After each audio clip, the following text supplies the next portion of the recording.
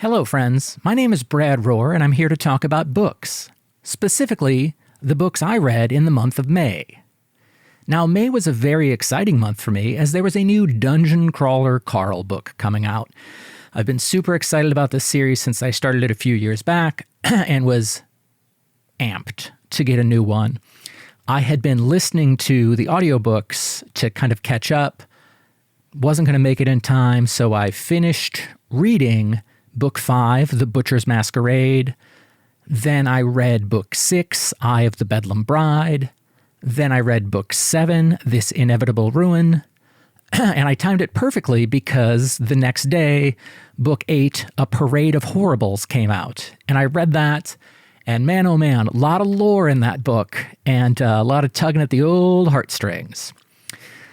Excited to see where the series goes. A series that I was excited to see where it went and then was disappointed when it got there was the Alvin Maker series. I read Book 7, Master Alvin by Orson Scott Card, and it left me wanting.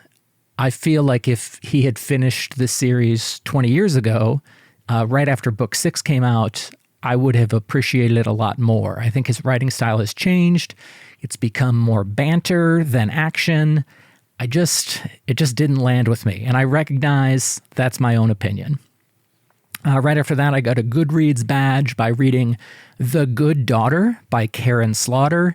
It rhymes. That's not what the badge was for. I honestly don't remember what the badge was for, but I enjoyed it. It was a thriller, but not the typical thriller that you see that I was talking about last month. So good stuff there. I followed that up with The Faith of Beasts by James S.A. Corey, Book 2 in the Captives War trilogy or series. I liked it, didn't love it. It's hard to compete with The Expanse. It just is. And so every time I read something by James S.A. Corey, I hope that's what I'll find. And it's never going to be that again. But let's say this. Let's get Kithamar Book 3 out to Daniel Abraham. Come on. I think it's coming out next year. After that, I read the book Wool, the Omnibus Edition by Hugh Howey. And there's a TV show on Apple TV called Silo. It's a dystopic future. People are living in silos. They don't know what's outside the silo. It's a mystery. And it started a little slow, and probably like 25 to 30% in, I started getting hooked. And then I was really hooked. Wanted to see how the mystery played out, wanted to see how our characters got out of the jams they found themselves in. Really, really liked it as I went on. So appreciated that. Although I will say, I think it was self-published. They did use the wrong discreet numerous times, and it drove me crazy.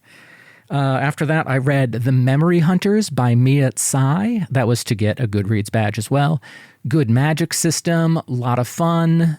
Sure, the characters made some boneheaded decisions, but who among us has not? This is the fourth time I've tried to record the video because of the boneheaded decisions I've made in terms of camera placement and things like that. So let's hope it's the right one. And then the final book I read in May was How to Survive a Horror Story by Mallory Arnold. If you are a goth looking for a beach read, I think this is the book for you. It felt light, it felt terrifying, which doesn't seem like it should go together, but it did. It worked out, and I really enjoyed it, like playing Clue in a psychotic, sentient house. You can't go wrong. So really appreciated that. Want to see more of what Mallory Arnold has to offer going forward. That's what I read in May. What did you read in May? Have you read any of these books and have opinions on them? Is there an author that meant a lot to you that you kind of had to give up on? Let me know in the comments.